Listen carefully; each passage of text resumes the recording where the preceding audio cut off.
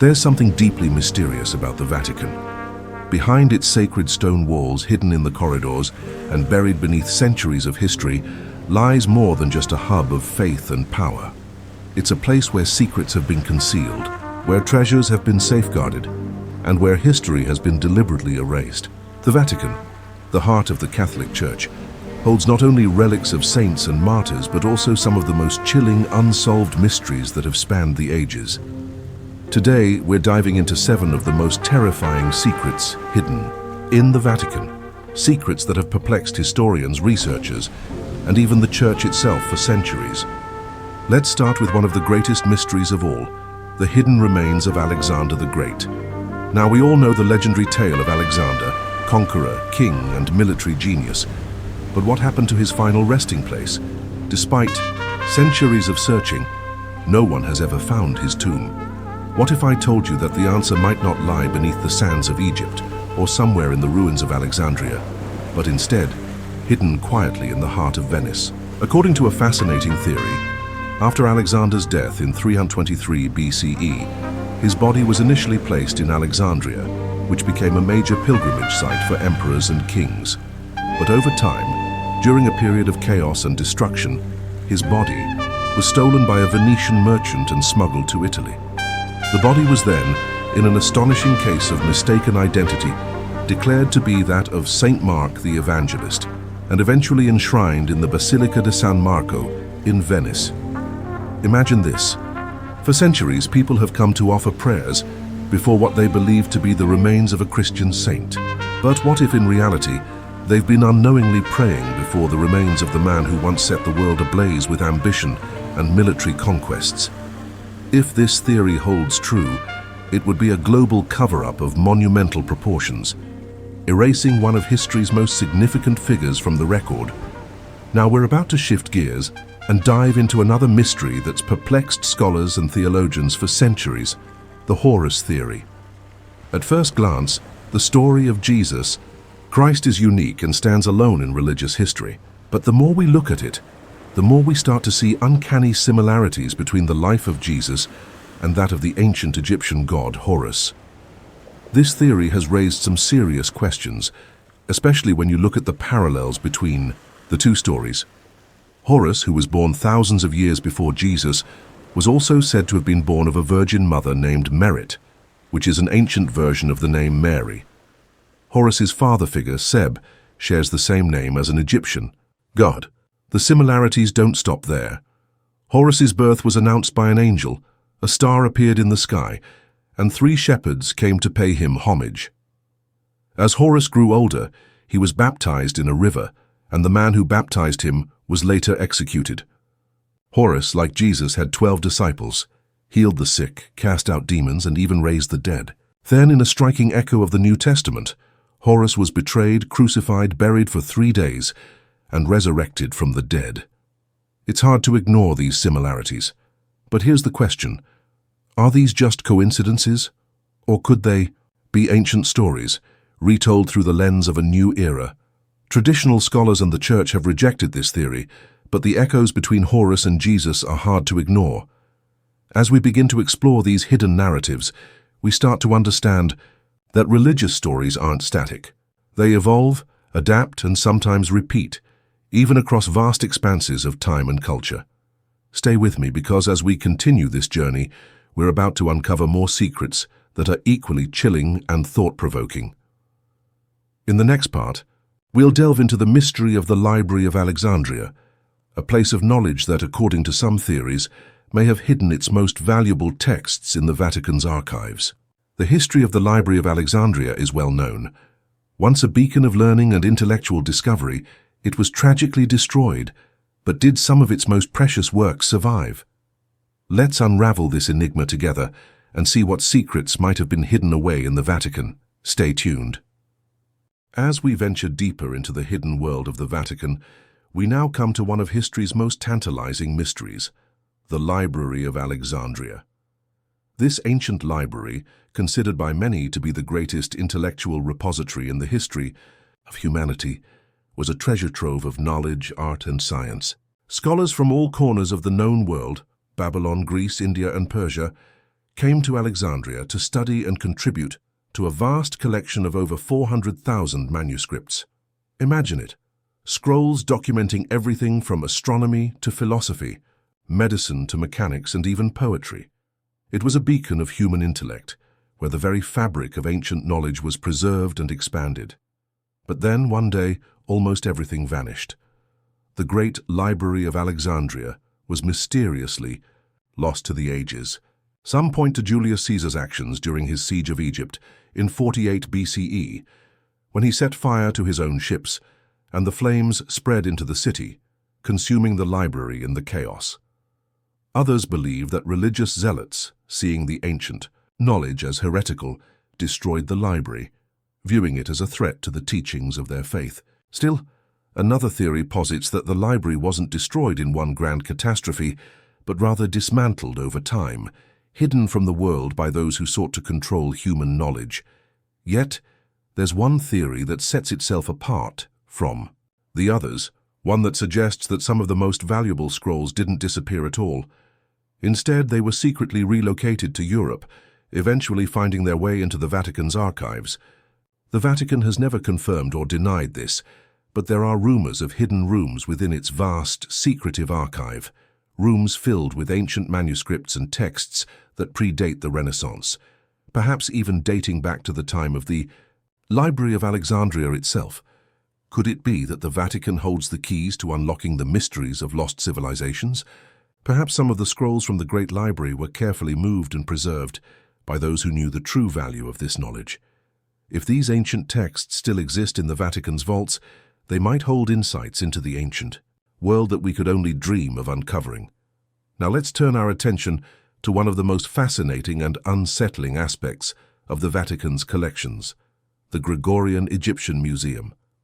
Established by Pope Gregory XVI in 1839, this museum houses one of the largest collections of Egyptian artifacts in the world. Within its walls, you'll find everything from statues of Egyptian deities to intricately inscribed stone tablets, even mummies preserved by ancient methods. But there's one burning question that has lingered for years. How did these ancient Egyptian relics end up in the heart of the Vatican? The answer is both uncomfortable and revealing. These treasures were the spoils of conquest, plundered by the Romans after their victory over Egypt in 31 BCE at the Battle of Actium. With Cleopatra and Mark Antony defeated, the Romans took trophies from Egypt, sacred statues, mummified bodies, and sacred relics as symbols of their dominance. These artifacts were then repurposed, displayed as ornaments in the homes of the Roman elite. By the 19th century, these relics had found their way into the Vatican's possession, a collection now proudly displayed in the Gregorian Museum. But beneath the museum's polished exterior lies a darker truth. These ancient treasures were taken by force, the remnants of a civilization that was conquered, its history and heritage stripped away. Today, Egypt continues to demand the return of these sacred artifacts, but they remain in the Vatican's care, silent witnesses to the violent history that brought them there. It's a complicated legacy, one where preservation and appropriation blur together in a tale of conquest and cultural dominance. But there's more to the Vatican's mysteries than just ancient relics and long-lost knowledge. We're about to explore one of the most shocking discoveries ever made, an ancient manuscript that reveals the forbidden teachings of Jesus. In the arid desert of Egypt, among decayed fragments of papyrus and ancient receipts, archaeologists uncovered a shocking text, a fragment of the first Apocalypse of James, a work long excluded from the Bible and condemned by the Church as heretical.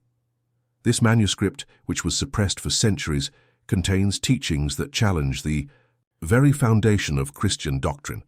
According to this apocalyptic vision, the world isn't a divine creation but rather a prison, constructed by a false god, a being who created the material world to trap the human soul. This radical interpretation of the world runs directly counter to traditional Christian beliefs, and the Church has long sought to suppress such texts. What does this discovery mean for the established narrative of Christianity? Could there be more to the story of Jesus and his teachings than we've been led to believe?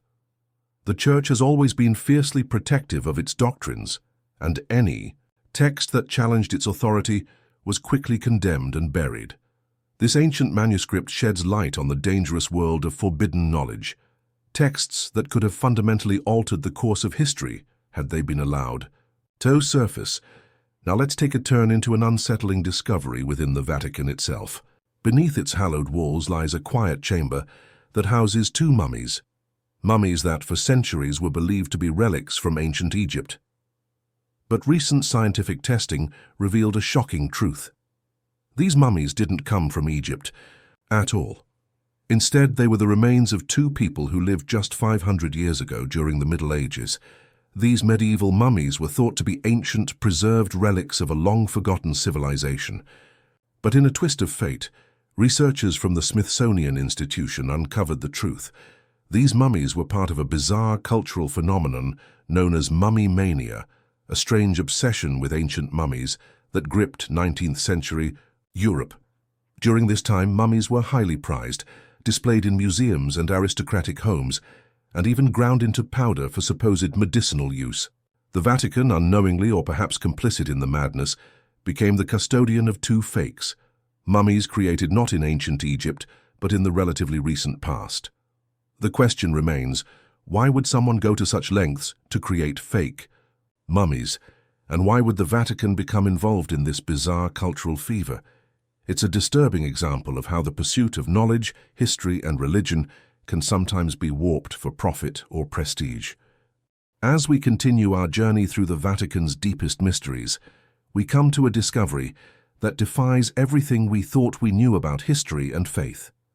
The tale of two mummies, long believed to be ancient relics of Egyptian origin, that turned out to be forgeries.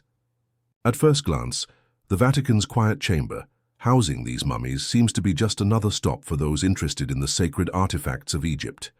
Yet, after recent scientific testing, an astonishing revelation was made. These mummies were not from Egypt at all. In fact, they were far more recent, dating back to the Middle Ages just 500 years ago. So how did this happen? Well, during the 19th century, Europe was in the grip of a strange fascination known as mummy mania. This bizarre cultural phenomenon saw mummies being displayed in private collections, aristocratic homes, and even ground into powder for so-called medicinal use. But with the demand for ancient mummies so high, some individuals began to create fake ones, forging remains from ancient civilizations in order to satisfy the cultural hunger for these mysterious relics. The Vatican, ever the keeper of historical treasures, became an unsuspecting custodian of two such fakes, mummies made not from Egypt, but from medieval Europe. The story raises disturbing questions about the lengths people would go to in order to profit from the mystique of ancient Egypt. What did the Vatican know about these forgeries, and why did it take so long for the truth to come to light? Were these mummies deliberately fabricated for the sake of cultural prestige, or was the Vatican simply a victim of a feverish obsession with ancient artifacts? The discovery of these fakes serves as a reminder that even the most revered institutions can fall prey to manipulation in the pursuit of historical significance. Now let's move to one of the most intriguing aspects of Catholic tradition, the concept of incorruptibility. In the Catholic faith, the preservation of a saint's body after death is often seen as a sign of holiness, a divine miracle that shows the saint's closeness to God. But in the Vatican, the truth behind this seemingly miraculous preservation is far more unsettling. In reality, many of the bodies that remain incorrupt have been preserved using advanced embalming techniques, methods inspired by the ancient Egyptians. Take, for example, the case of Pope John XXIII. The Pope, who died in 1963, lies on display in the Vatican, his body preserved as though he has simply fallen into a peaceful sleep. It's a remarkable sight, one that seems to defy the ravages of time, but this preservation is not the result of divine intervention. It's the result of modern embalming techniques carried out by a secret group within the Vatican. Between 1975 and 2008, at least 31 saints and prominent church figures were embalmed using methods that closely resemble those of ancient Egyptian mummification. What does this mean for the Catholic Church's teachings on the incorruptibility of saints? For centuries, the preservation of a saint's body was seen as a miraculous sign of their holiness, a symbol of their sanctity. But if these bodies were intentionally embalmed, using techniques that date back to ancient times, then the very foundation of this belief starts to crack. The use of embalming techniques raises difficult questions. Is this manipulation of nature a betrayal of the spiritual principles the Church seeks to uphold? And what does it say about the lengths to which the Vatican is willing to go to maintain the image of the miraculous?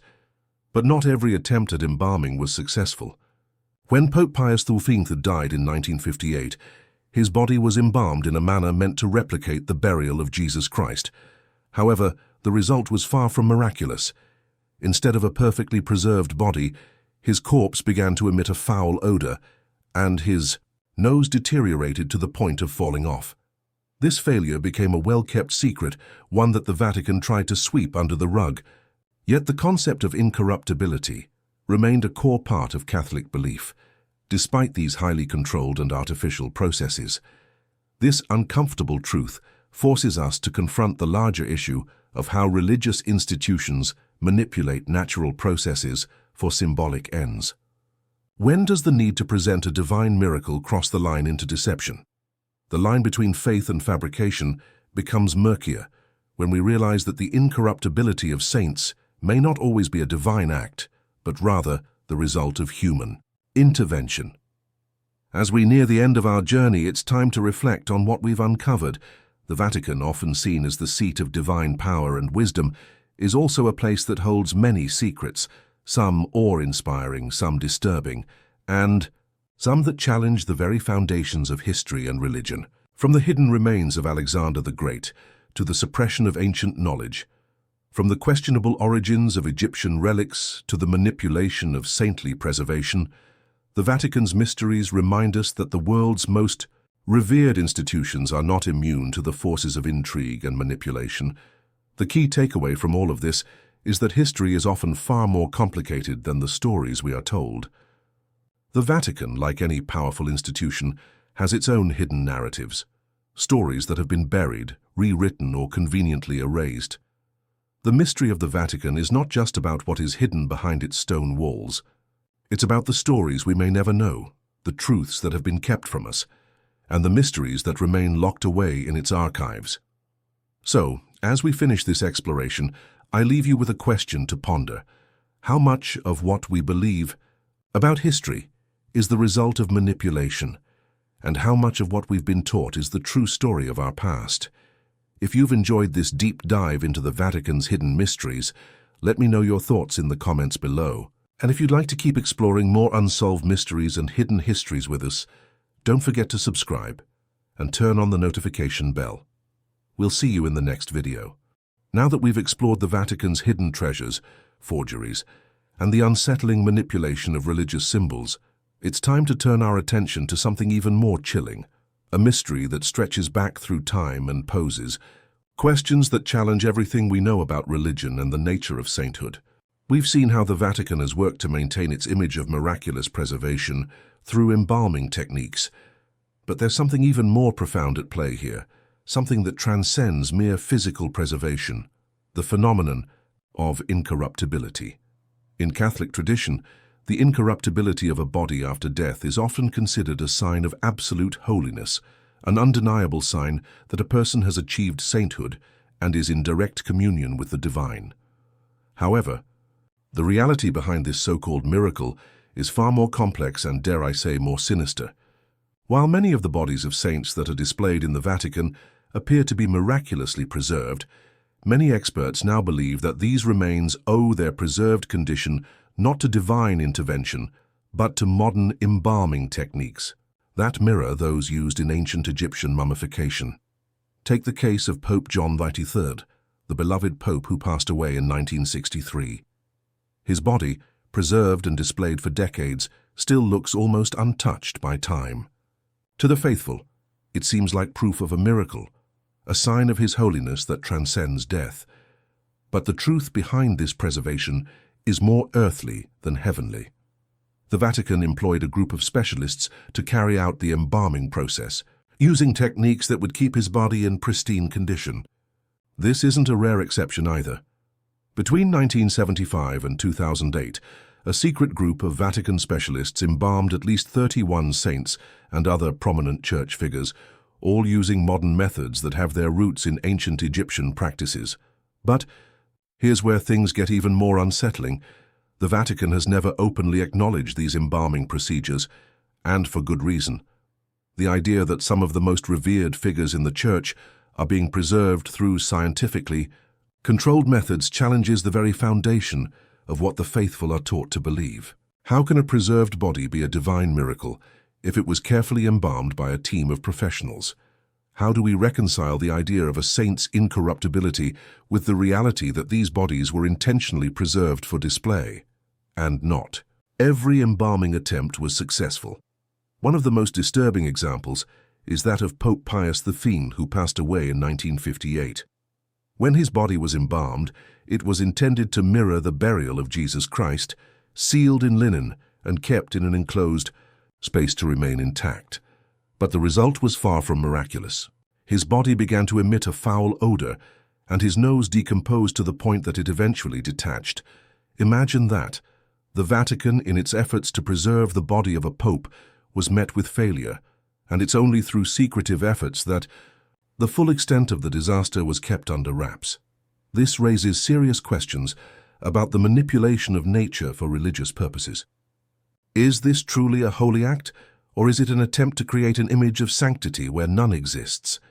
The line between faith and fabrication is not always as clear as the Vatican would like us to believe. And as much as we want to accept the miraculous, sometimes we must face the uncomfortable reality that what is presented as divine may simply be the result of human intervention. But let's not be too quick to dismiss the significance of these practices. The concept of incorruptibility is an important one, and it reflects a deeper aspect of human nature, the desire for immortality, for something beyond death. In the case of the Vatican, these embalming practices are part of a larger effort to present an idealized version of holiness and sanctity. It's about preserving the image of divinity long after death, keeping the memory of the saints alive for generations to come. But this idealization, this manipulation of nature, raises the question, is this faith or is it something else entirely? As we finish this exploration of the Vatican's most chilling secrets, one thing is clear. The Vatican is more than just a place of religious reverence. It is a repository of hidden knowledge, a sanctuary of manipulated symbols, and a guardian of truths that the world may never fully understand. From the stolen remains of Alexander the Great to the forbidden teachings of Jesus, from the forged mummies to the carefully preserved bodies of saints, the Vatican holds more than just spiritual power. It holds the power to shape history and to manipulate the narrative of faith itself. So what can we learn from all of this? Perhaps it's a reminder that the institutions we hold most sacred are not immune to the forces of manipulation, secrecy, and control. History, as we've seen, is not always what we're told it is. Behind every powerful institution, there are layers of hidden truths, untold stories, and unanswered questions that continue to shape our understanding of the world. The Vatican, like any institution, is complex, and its role in shaping the course of history goes beyond what we see. On the surface, it's a place that holds the power to conceal, reveal, and rewrite the past. And the more we dig, the more we realize that the truths we're told may not be the whole story. As we wrap up this journey through the Vatican's deepest, most terrifying secrets, I want to leave you with this thought.